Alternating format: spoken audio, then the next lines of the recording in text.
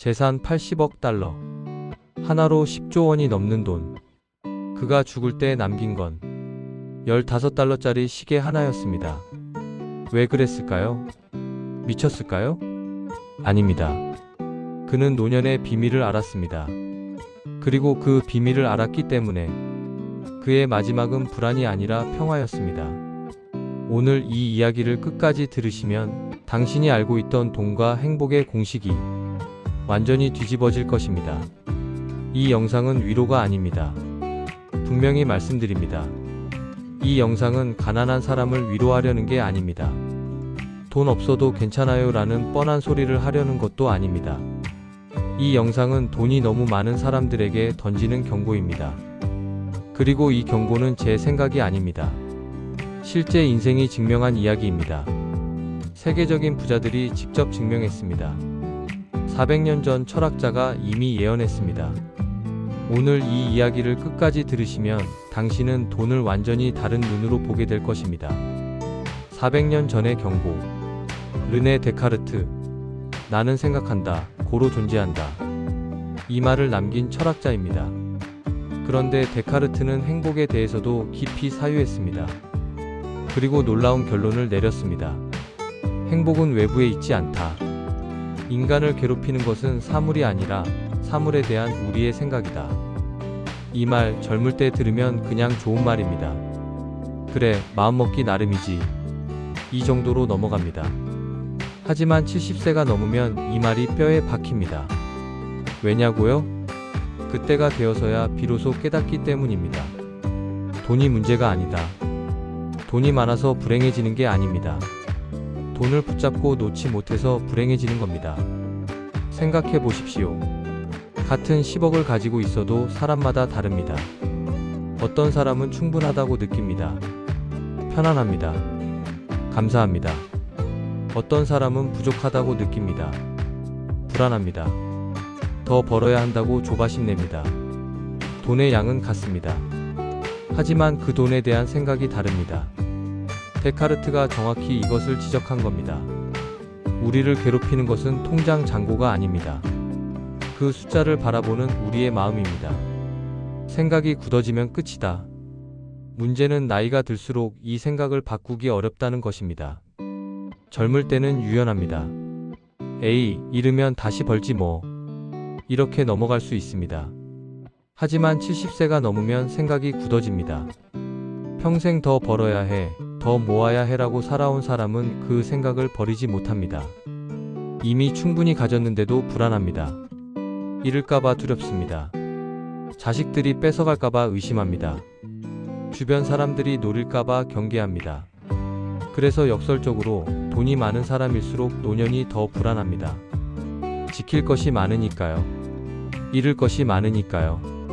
두려울 것이 많으니까요. 인도 최대 부자의 선택. 인도의 위프로라는 회사가 있습니다.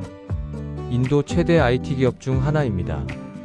이 회사의 창업자가 아짐 프렘지입니다. 그는 21세의 아버지의 작은 식용유 회사를 물려받았습니다. 그리고 그것을 세계적인 IT 제국으로 키워냈습니다. 한때 그의 자산은 수백억 달러에 달했습니다. 인도에서 가장 부유한 사람 중 하나였습니다. 세계 부자 순위 TOP 100에도 이름을 올렸습니다.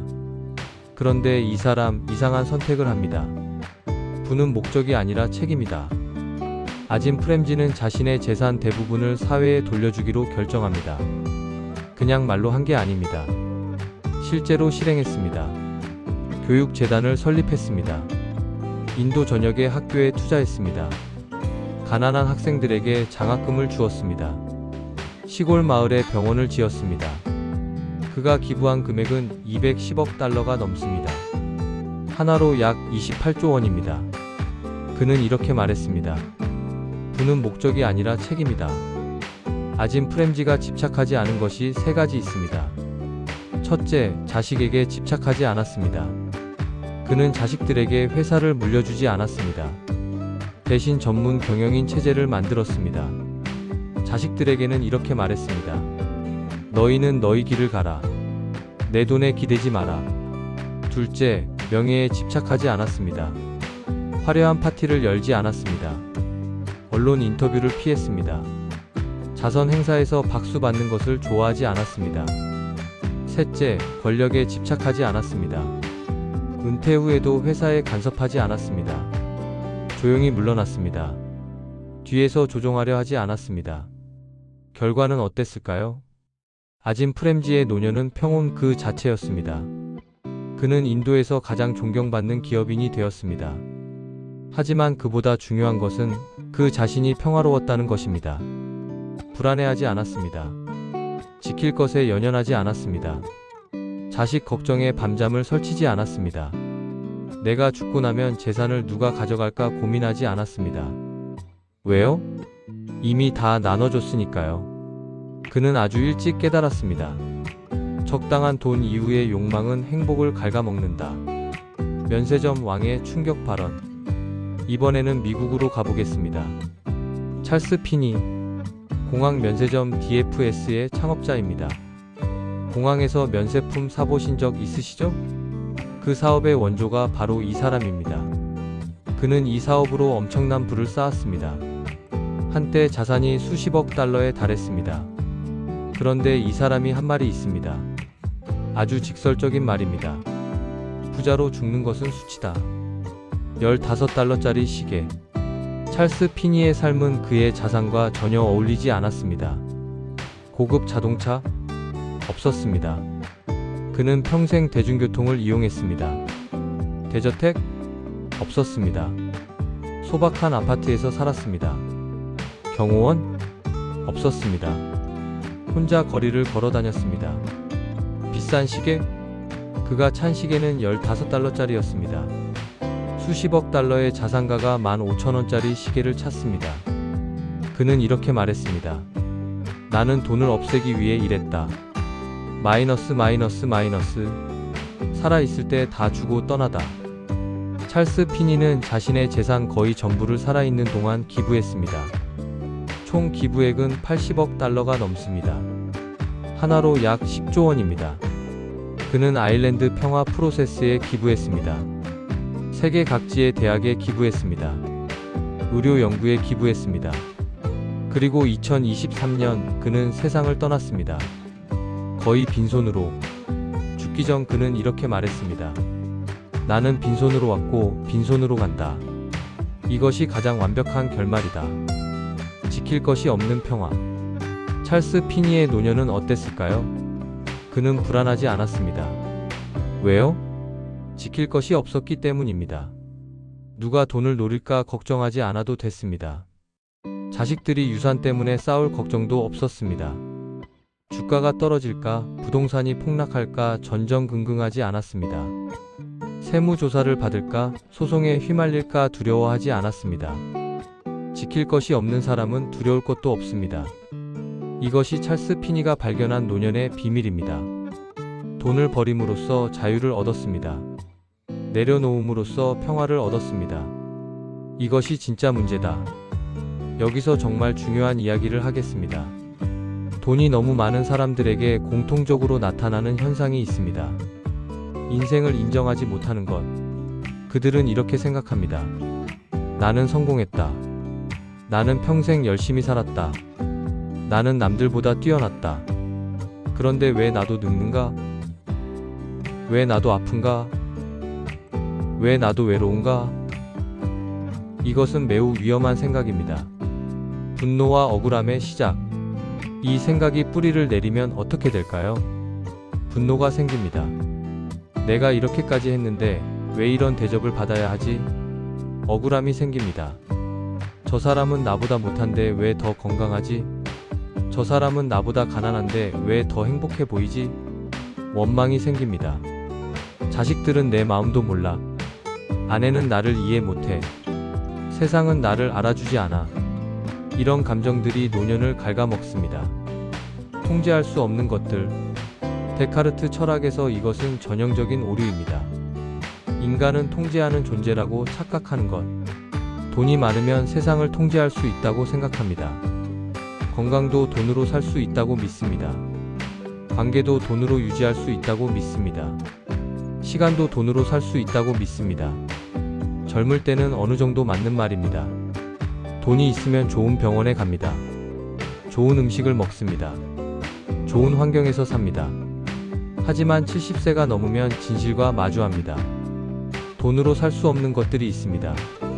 젊음을 살 수 없습니다. 건강을 완전히 통제할 수 없습니다. 사랑을 살 수 없습니다. 시간을 되돌릴 수 없습니다. 죽음을 피할 수 없습니다. 받아들이는 자가 이긴다. 아짐 프렘지와 찰스 피니는 달랐습니다. 그들은 알았습니다. 인간은 통제하는 존재가 아니라 받아들이는 존재라는 것을. 늙음을 받아들였습니다. 한계를 받아들였습니다. 떠나보내야 할 것들을 받아들였습니다. 그래서 그들의 노년은 조용했습니다. 분노도 없었습니다. 억울함도 없었습니다. 원망도 없었습니다. 적당한 돈은 자유, 너무 많은 돈은 감옥. 돈의 두 얼굴. 돈은 양날의 검입니다. 적당한 돈은 이런 것을 줍니다. 오늘을 살게 합니다. 내일을 덜 두렵게 만듭니다. 선택의 폭을 넓혀줍니다. 존엄을 지켜줍니다. 이 정도의 돈은 분명히 필요합니다. 부정할 수 없습니다. 하지만 너무 많은 돈은 다릅니다. 지켜야 합니다. 관리해야 합니다. 설명해야 합니다. 의심해야 합니다. 방어해야 합니다. 70세의 무게. 젊을 때는 이 무게를 감당할 수 있습니다. 체력도 있고 정신력도 있고 시간도 있습니다. 하지만 70세가 넘으면 이야기가 달라집니다. 체력이 떨어집니다. 판단력이 흐려집니다. 에너지가 줄어듭니다. 그런데 지켜야 할 것은 그대로입니다. 아니, 오히려 더 복잡해집니다. 세금 문제, 상속 문제, 자산 관리 문제, 자식들 간의 갈등, 주변 사람들의 시선과 접근. 이 모든 것이 노년의 몸과 정신을 동시에 무너뜨립니다. 그래서 역설적인 현상이 벌어집니다. 부자일수록 노년이 더 불안합니다. 적게 가진 자의 담담함. 반면 적당히 가진 사람은 담담합니다. 잃으면 어때? 원래 별거 없었어. 자식들이 싸울 일도 없어. 나눠줄 게 별로 없으니까. 누가 날 노려? 내가 뭐 있다고. 이 마음이 노년을 편하게 만듭니다. 지킬 것이 적으니 두려울 것도 적습니다. 잃을 것이 적으니 불안할 것도 적습니다. 70세 이후에 갈리는 단 하나. 70세 이후에 인생이 갈리는 지점이 있습니다. 돈이 아닙니다. 건강도 아닙니다. 자식도 아닙니다. 딱 하나입니다. 나는 혼자 있어도 괜찮은가? 이 질문에 예라고 답할 수 있는 사람은 노년이 평화롭습니다. 이 질문에 아니오라고 답하는 사람은 노년이 고통스럽습니다. 혼자를 견디지 못하는 부자들. 돈이 너무 많은 사람은 혼자를 견디지 못합니다. 왜냐하면 평생 혼자여 본 적이 없기 때문입니다. 항상 사람들이 주변에 있었습니다. 직원들, 파트너들, 비서들, 손님들.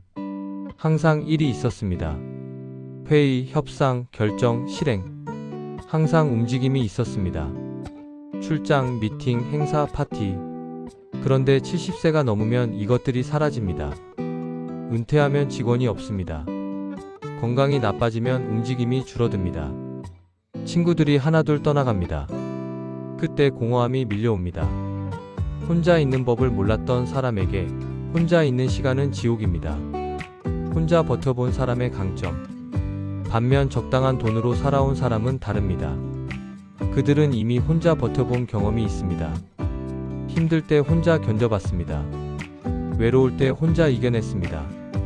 심심할 때 혼자 시간을 보내봤습니다. 그래서 노년에 혼자가 되어도 당황하지 않습니다. 혼자 산책하는 법을 압니다. 혼자 책 읽는 법을 압니다. 혼자 생각하는 법을 압니다. 혼자 고요함을 즐기는 법을 압니다.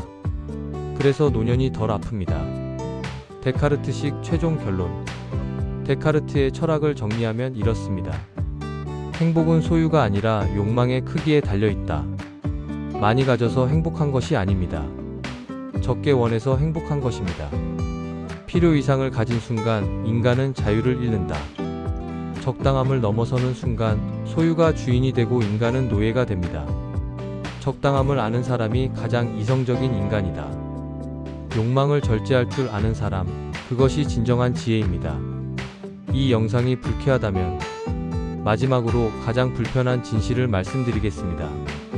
이 영상을 보고 불쾌하다면 당신은 아마 돈이 많은 사람입니다. 무슨 소리야, 돈 많으면 좋은 거지. 이건 가난한 사람들 위로하려고 만든 거잖아. 현실을 모르는 소리네. 이런 생각이 드셨다면 바로 그것이 증거입니다. 돈에 대한 집착이 이미 당신의 마음을 지배하고 있다는 증거입니다. 아직 늦지 않았다. 하지만 이 말이 자꾸 마음에 남는다면 아직 늦지 않았습니다. 아짐 프렘지처럼, 찰스 피니처럼 내려놓을 수 있습니다. 한꺼번에 다 내려놓으라는 게 아닙니다. 조금씩, 천천히, 움켜진 손을 하나씩 펴는 겁니다. 70세 이후에 가장 행복한 사람은 누구입니까? 가장 많이 가진 사람이 아닙니다. 가장 많이 내려놓은 사람입니다. 적당한 돈, 적당한 하루, 적당한 욕망. 이것이 노년의 최고 자산입니다. 당신의 손에는 지금 무엇이 쥐어져 있습니까? 그것을 꼭 쥐고 있어야만 행복합니까? 아니면 펼 수 있습니까? 오늘 이 질문을 가슴에 품고 하루를 보내시기 바랍니다. 감사합니다.